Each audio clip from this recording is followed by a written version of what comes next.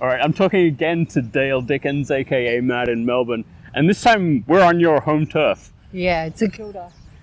I'm not sure if that's a good thing or not because it's the middle of winter and it's freezing out here. It's freezing. It's so cold. Don't be fooled by the palm trees. It's actually very cold. Or if there's a blue sky, you can see sun. It's a trick. It's freezing.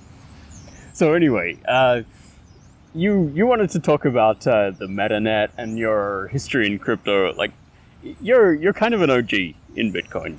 You've been involved in Bitcoin longer than I have, and you interviewed Craig Wright back in 2014, and that was before most people had even heard of Bitcoin. So how did you come to do that?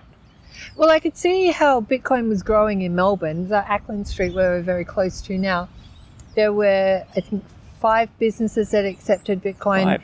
And I was making Melbourne the Bitcoin capital of the world. I had a Lamassu, so I was quite keen to get it really known here. And the first Melbourne conference, I decided to do a documentary. I just needed to record what was happening because I could see the pace was very, very fast, crazy people involved, and I wanted to capture it. So at the first conference, Craig Wright showed up.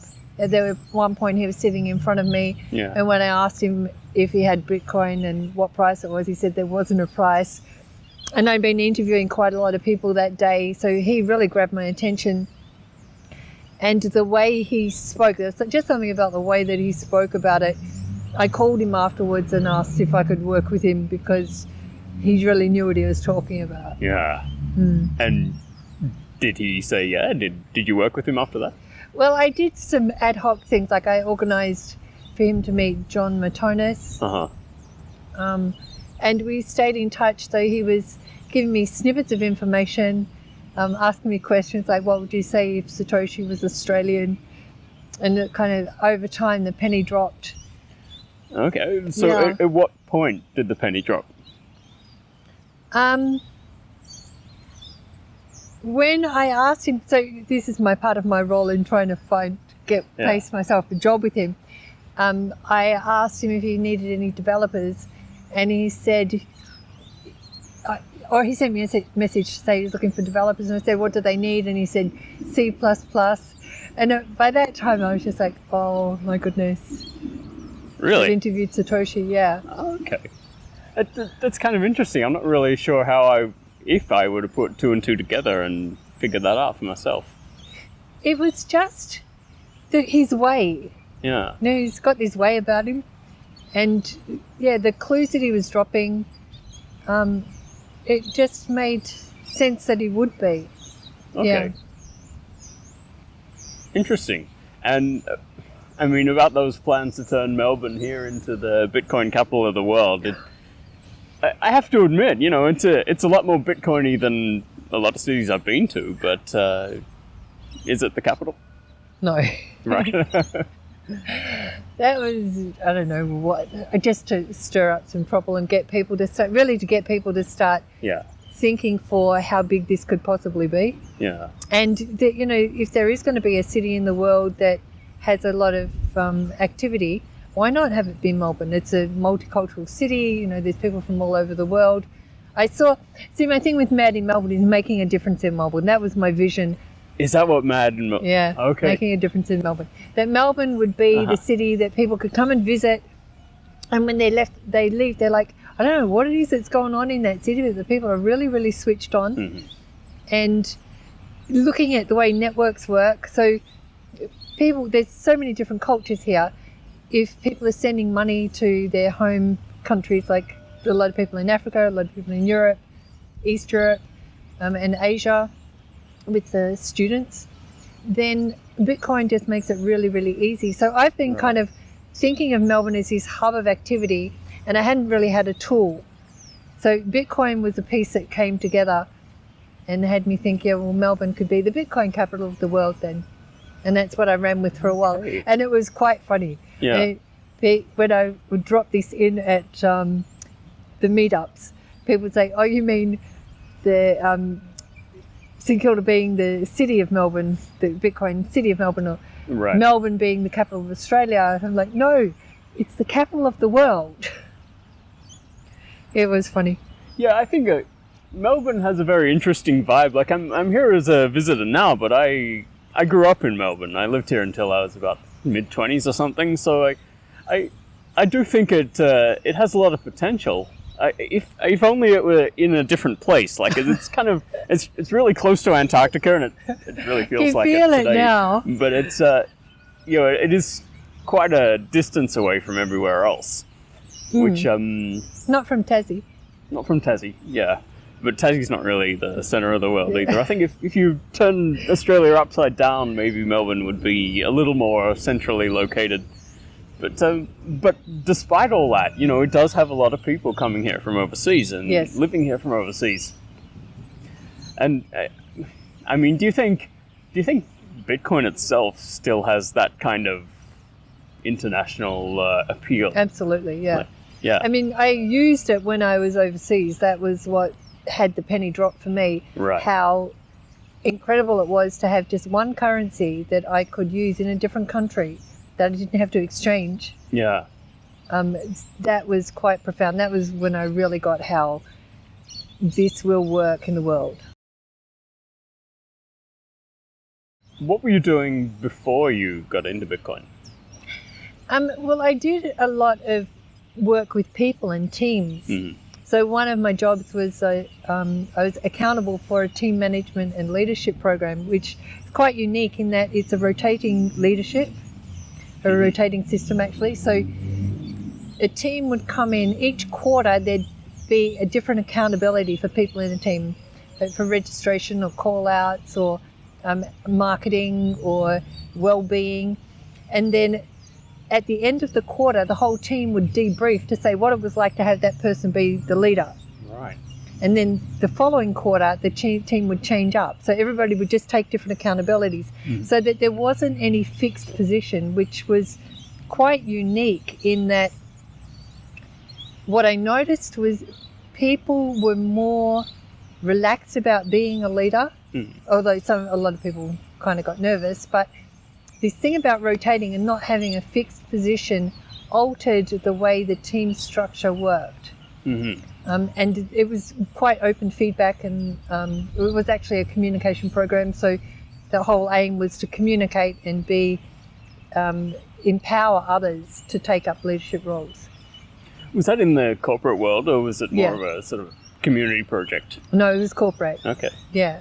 So we were all in suits. I became, what pushed me out of it was I became a clone. I was starting to kind of imitate the other way other leaders were. It was quite interesting, but yeah, it was corporate. I mean, everything about the corporate world sort of leads you down that path, I think. But I think this was really the epitome. There was a lot of training in what to say, how to dress, how to speak. Exactly. And that was what led me into the Bitcoin world, actually. I got to the peak of that, and I started to question if that was it. Surely there had to be another style of governance. I think governance was what I got really interested in. And that led me into the open source world. Right. So I started having a look at getting to the source of material, working more on open platforms. And that also had its issues as well. So I think what I love now, well, I know what I love about Bitcoin now is that it's a middle ground. We're going to have both open source and corporate and flat models of whatever people want to work. I think everyone I've ever known in Melbourne is either some kind of artist or they're some kind of open software developer. There's a lot. Yeah, or both. Yes. Yeah. There seems to be a lot of activists here. Yep. We've had a couple of issues in Australia, like with the census, for example. They wanted to go digital, made it compulsory. I heard it was a huge balls up. Oh, it was a disaster. Yeah. It was really bad. So there was a lot of pushback, and that came from people in Melbourne. So Sydney tend to be more lenient with that kind of stuff. Perth, I think, is asleep. Don't get me started on my opinions. But I'm not going to comment on Perth. Yeah. So Melbourne, there's a lot of pushback. There's now robo-debt, where a lot of people that were on unemployment benefits are getting these automated debts out. So, Melbourne's got, I think it's the weather. It has people be active. Yeah, could be that too. And well, I mean, getting back to the present day, you know, like what sort of things are you involved with now with BSV? Obviously, MetanetTV, because that's why we're talking here today. But what? I mean, you got your finger in a lot of pies, I think. Yeah. Like which pies? Well, this comes back from the team management thing that I spoke about before. What I've done in the Bitcoin scene is I've learned to find the people that work and work to their word and passionate and do the work. So that's led me into the Jeepney project. I was quite involved in that. In Manila. In Manila, Yep. yeah, we got a Jeepney happening. I was also strong with the coin text when that initially came out. I worked with Alex, who's from the Khan Academy. Yep. And he just got his phone book out and we started sending 1 cent all around the world. We've got 53 countries in about Cool. 2 weeks. What else is there? No, and I'm now doing... There was the stress test. Yeah, the stress test. Yeah, Yeah. that's right. So that came from me, Yobits, and Mr. G from around the Jeepney project. Mhm. And we just thought, let's see how Bitcoin works. And what better way than to call 2 million transactions in 24 hours, see how it performs. Yeah, yeah. And well, we didn't make it, but it was a very worthwhile experience. In BSV now, it's kind of seems like we've got stress tests happening, you know, every other week. I mean, why are people so interested in doing this? Well, during our test, we had the Scatman spike. Mm-hmm. So we had Mr. Scatman on our team, and he created this spike in the number of transactions. So I think people are trying to beat the Scatman spike. I think that's what it's all about. So Competition. You know, everyone wants to be like the hardest hard ass in stress testing. They want their spike, yeah. Fair enough. Yeah. Okay, well, when's the next one coming up? That's debatable. Mm. The 1st of September is when it's scheduled, and we're in negotiation right now. I did want to mention too that the last time I was here in St Kilda in Melbourne was when I met you, and you took me on a Bitcoin tour. Yeah, the Back shopping when tour. it was BTC, and I was kind of surprised by how many people were accepting Bitcoin around here and who knew about it too. Yeah. But I think what I was going to ask is, has it changed? Like, is anyone around here accepting BSV? Oh, it's changed a lot. I gave up because having to go back to the shops and say now it's Bitcoin Cash and then it's BSV. Do they still take Bitcoin at those places? One does. Right.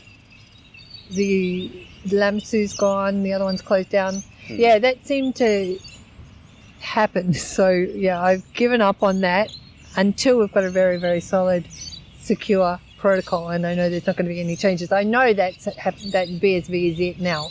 Well, supposedly it was the merchants who were going to drive that, that switch to Bitcoin Cash and then BSV, but not happening. No, it just got too complicated. Yeah. So what do you think it's going to take to see mass adoption of BSV? Well, I'm liking more. Well, I think everything all at once. This is the thing about team is that you've got goalkeepers, you've got wingmen, you've got centre people. People are very good at specific areas. And I think if people just play full out at whatever area that they're great at, and all at once. So if we have people doing merchants and other people doing hardware, the corporate world does need to be addressed. They need to know that these transactions, they can make much more profit if they've got cheaper transactions. That can happen all around the world. So have a team of people going to corporate. It's just, everything all at once. Yeah. And you said the Lamas is gone. That was, I think the last time I was here, that was in your apartment. That was a nightmare. Yeah, it was a nightmare? Oh my God, it was horrible. The machine itself or just the machine, the company, horrible experience. Oh dear. I learned my lesson. Oh, well, we'll have to go into that some other time. Yes. But as far as we're going now, I think I might wrap this up because the birds are getting loud, the sun's going down, and it's I can't feel my freezing. fingers anymore. So yeah, we'll wrap that now. Maybe we'll come back a little bit later, some other place a little bit warmer, and Maybe a speak more different there. season. All right. All right, bye.